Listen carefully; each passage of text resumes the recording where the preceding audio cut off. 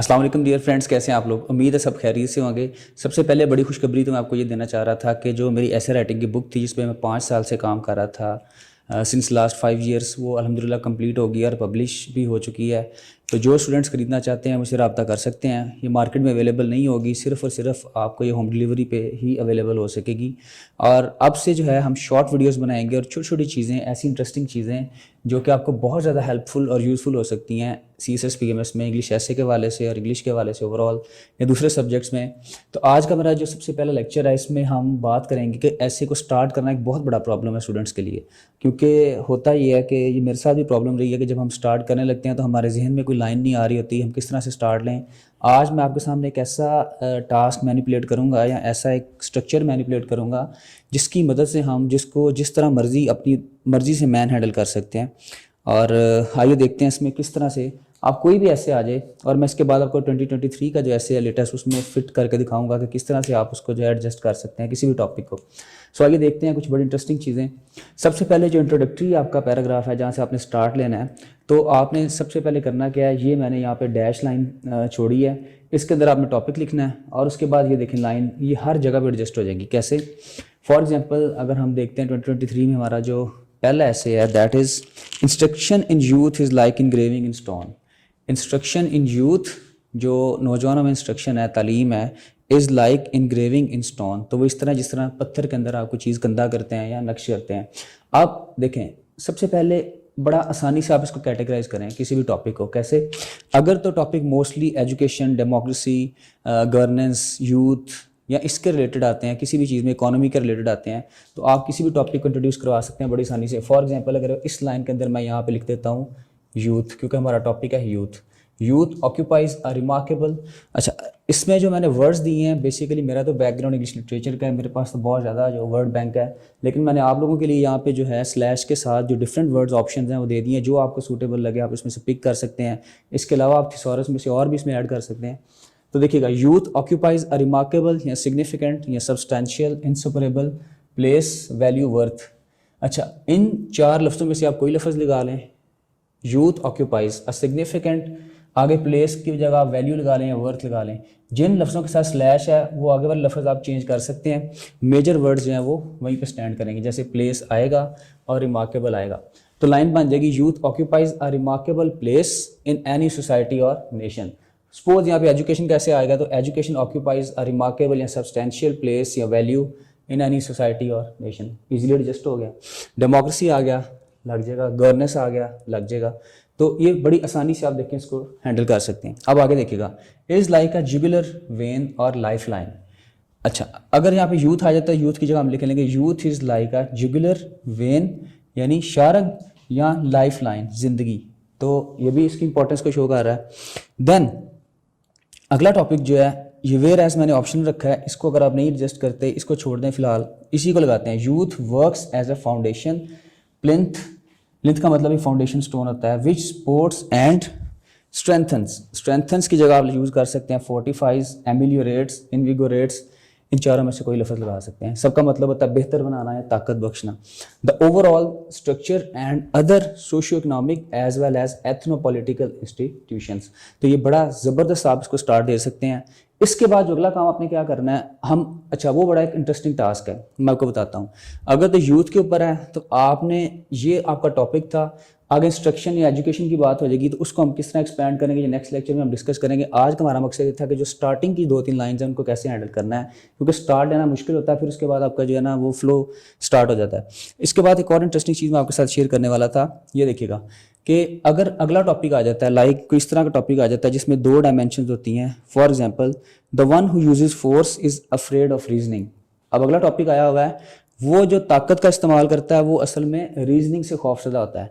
अब हम क्या करेंगे, इसमें से हमने थोड़ा सा स्मार्ट वर्क करते हुए या थोड़ी सी इंटेलिजेंस को यूज़ करते हुए वो लफ्ज़ चूज़ करना है जिसके बारे में हम पॉजिटिव लिख सकते हैं। फॉर एग्जांपल इस टॉपिक के अंदर अगर हम देखते हैं, यूज़ ऑफ फोर्स को कहा है कि जो यूज़ ऑफ फोर्स करता है वो अफ्रेड होता है रीजनिंग से। इसमें हम देखेंगे पॉजिटिव चीज़ कौन सी है, तो पॉजिटिव चीज़ रीजनिंग है।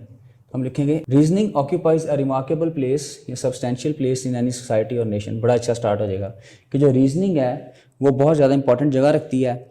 It is like a jugular when और लाइफ लाइन। इकोनॉमी आपने नहीं लिखना, वो ऑप्शनल है। अगर इकोनॉमी का रिलेटेड ऐसे आएगा तो फिर आप साथ इकोनॉमी लगा देंगे, वो अगले ऐसे में मैं दिखाता हूँ आपको किस तरह होगा, लेकिन उसको आप वहीं पे लाइफ लाइन पे स्टॉप कर देंगे। अच्छा, अगर इस तरह कैसे आ जाता है तो इसमें आपने क्या करना है, फिर यहाँ पे दोबारा आपने लिख देना है reasoning works as a foundation या plinth which supports and strengthens. यानी बिल्कुल ठीक है कि रीजनिंग जो है वो सपोर्ट करती है सारे इदारों को, ये भी इसमें एडजस्ट हो गया। अब अगला काम क्या है, जब दो अपोजिट डायरेक्शन पूछिए फिर आपने अगली जो लाइन है इस तरह एडजस्ट करनी है, ऑन द कंट्रेरी या फिर वेयर एज या इन कंट्रास्ट। इन तीन लफ्जों में से कोई लगा के अब इसकी हम अपोजिट साइड पे जाने लगे हैं। यहाँ पे अब आ जाएगा यूज ऑफ फोर्स, जो दूसरा उसका टॉपिक का रुख था। Whereas the use of force, अच्छा, रन्स काउंटर या अपोजिट या कंट्राडिक्टरी, इनमें से एक लफ्ज लगाएंगे, to national interest and values. कितने अच्छे से एडजस्ट हो गया कि जो उसकी दूसरा था कि उसने पूछा भी यही था कि जो यूज़ ऑफ फोर्स है, the one who uses force is afraid of reasoning. तो हमने दोनों एस्पेक्ट्स कवर कर लिए, रीजनिंग की पहले इंपॉर्टेंस बताई और उसके बाद हम चले गए ऑन द कंट्रेरी, जो यूज़ ऑफ फोर्स है वो क्या करता है, वो सारे के सारे इदारों को तबाह कर देता है या नेशनल इंटरेस्ट और वैल्यूज़ के खिलाफ चलता है। इससे बड़ा अच्छा हम आगे फ्लो में आ जाएंगे और उसको सारा एडजस्ट करके आगे लेके चलेंगे। अगला टॉपिक है not all recycling projects are cost effective. तमाम रिसाइकलिंग प्रोजेक्ट्स जो हैं वो कॉस्ट इफेक्टिव नहीं होते। अब हम देखेंगे इसमें रिसाइकलिंग जो है एक पॉजिटिव चीज़ है, इसकी पहले इंपॉर्टेंस थोड़ी सी बता देंगे। Recycling occupies a remarkable place, ठीक है। फिर उसके बाद आएगा recycling is like a jugular when और लाइफ लाइन ऑफ इकोनॉमी, यहाँ पे आ जाएगा। फिर हम क्या करेंगे, इस लाइन को छोड़ देंगे, यहाँ से आ जाएगा ऑन द कंट्रेरी, ठीक है। नॉट ऑल द रिसाइकलिंग या सम रिसाइकलिंग प्रोजेक्ट्स हम यहाँ पे यूज़ कर देंगे ऑन द कंट्रेरी।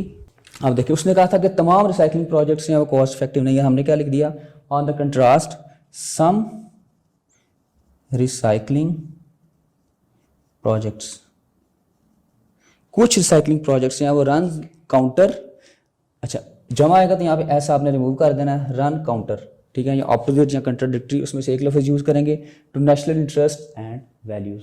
कितनी खूबसूरती से आपने स्टार्ट बड़ा अच्छा कवर कर लिया और इसका एक इंप्रेशन ही बड़ा जानदार पड़ेगा आपके ऊपर।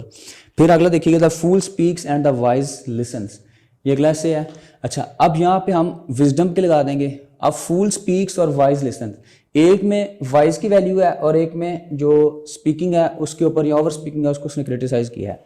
हम यहाँ पे शुरू करेंगे wisdom occupies a remarkable place, कितना कमाल का है, यानी इसमें फिर एडजस्ट हो जाएगा, ठीक है। It is like a jugular when और लाइफ लाइन, इसको बेशक छोड़ दें अब यहाँ से। फिर दोबारा लिखें wisdom works as a foundation या plinth which supports and strengthen, खूबसूरती से कवर हुआ। ऑन द कंट्रेरी, अब स्पीकिंग का आ गया था, अब यहाँ पे आप लिख देंगे over speaking, runs counter to national interest and values. अच्छा, यहाँ पे नेशनल इंटरेस्ट की जगह आप क्या कर लें, अब जब पर्सनल पे आ गया टू पर्सनल वर्थ या and overall position in society, यानी उसका ऑपोजिट जो था वो कवर हो गया। तो इस तरह यानी एक को सपोर्ट कर दें और एक के अगेंस्ट चले जाएं। फिर a friend walks in when everyone else walks out, फिर यहाँ पे फ्रेंडशिप पे आ जाएगा, तो यहाँ पे फिर फ्रेंडशिप लिखते हैं। Friendship occupies a remarkable place in any society, और इसकी वैल्यू बता दें कि friendship works as a foundation which supports, सारे दारों को सपोर्ट करती है। साथ बेशक यहाँ पे लगा दें आप नेशनल इंटरनेशनल लेवल। और ऑन द कंट्रेरी यहाँ पे मैं क्या लिखूंगा, अब उसका ऑपोजिट था friend walks in when everyone else walks out. अच्छा, यहाँ पे फ्रेंडशिप का ऑपोजिट मैं लगा दूंगा इनफिडेलिटी,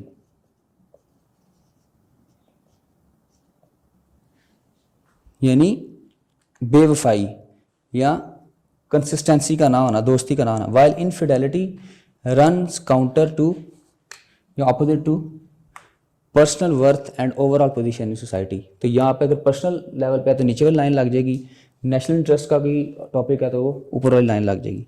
फिर आगे देखिएगा, online learning is not convenient but often more effective than traditional instructions. Online learning का आ गया, वो भी बड़ा इजीली एडजस्ट हो जाएगा। यहाँ पे पहले आप जनरल लिखें। अच्छा, स्टार्ट आपने न्यूट्रल स्टांस से लेना है, पहले डायरेक्ट जो इस तरह का डबल वाला है तो आप यहाँ पे लिखते हैं लर्निंग ऑक्यूपाइज, अभी ऑनलाइन का जिक्र ना करें। Learning occupies a remarkable place in any society और nation, it is like a jugular vein, क्योंकि एजुकेशन है तो एजुकेशन की तो वैल्यू है। फिर ये वर्क्स एज अ फाउंडेशन यहाँ तक आ जाएगा। फिर उसके बाद आ जाएगा ऑन द कंट्रेरी। अच्छा, नेक्स्ट या फिर आप जब स्टार्ट लेंगे इस तरह के टॉपिक को तो उसमें आपने देख लेना है, फिर आपने कंट्रास्ट वाली जो लाइन है बना के स्टार्ट आपका अच्छा हो जाएगा। तो स्टार्टअप के लिए बड़ी अच्छी लाइन थी। तो आगे हेल्दी ईटिंग का, तो आप हेल्थ से स्टार्ट ले सकते हैं। Health occupies a remarkable place. इसी तरह people have become overly dependent on technology. तो टेक्नोलॉजी का लिख के टेक्नोलॉजी इंपॉर्टेंस, फिर उसका कंट्रेरी जो है दूसरा एस्पेक्ट आप स्टार्ट कर देंगे। अगर नेगेटिव ऐसे है तो उसका कंट्रेरी एस्पेक्ट स्टार्ट कर देंगे, पॉजिटिव है तो बेशक आप उसको पॉजिटिव में चलते जाएंगे। तो ये तरीक़ाकार था इस ऐसे को स्टार्ट लेने का। मोस्टली जो है, क्योंकि हैक्स जो है वो 90% होते हैं, 100% तो नहीं कह सकते, लेकिन ओवरऑल जो है आपकी बहुत ज़्यादा सोल्यूशन जो है, प्रॉब्लम जो है, ओवरऑल उम्मीद है आपकी बहुत ज़्यादा प्रॉब्लम जो है सॉल्व हो जाएगी। इसी तरह की नेक्स्ट वीडियोज़ इंशाल्लाह ताला मैं नेक्स्ट लेके हाज़िर होता रहूँगा शॉर्ट फॉर्म में। तो आपने कोशिश करनी है कि इस टेक्निक को समझते हुए आप इसको बड़ी आसानी से एडजस्ट कर सकते हैं। और सेकंड ये है कि आपकी जो वर्ड बैंक है यहाँ पे आप इसको इन्हेंस कर सकते हैं, वो आपकी पर्सनल स्किल्स हैं। थिसॉरस मौजूद है, मैरियम वेबस्टर एक डिक्शनरी है, उसको इंस्टॉल करें, उसमें थिसॉरस दिया हुआ है, फ्री है वो। तो आप उसमें से अपनी जो वर्ड बैंक है उसमें इजाफा करते जाएँ। तो वीडियो को लाइक कीजिएगा, चैनल को सब्सक्राइब कर लें इंशाल्लाह ताला। और बुक के लिए लाजमी जो है, क्योंकि ये बुक जो है इस जैसी बुक, क्योंकि मेरी 5 साल की मेहनत है, आपको पूरी मार्केट में ऐसी बुक आज तक हिस्ट्री में नहीं मिलेगी इंशाल्लाह ताला। और बुक के इंट्रोडक्शन के ऊपर मैंने वीडियो जो बनाई है उसका मैं लिंक सेंड कर रहा हूँ, उसको पहले देखिएगा, फिर इंशाल्लाह ताला कमेंट भी कीजिएगा। Thank you so much, take care.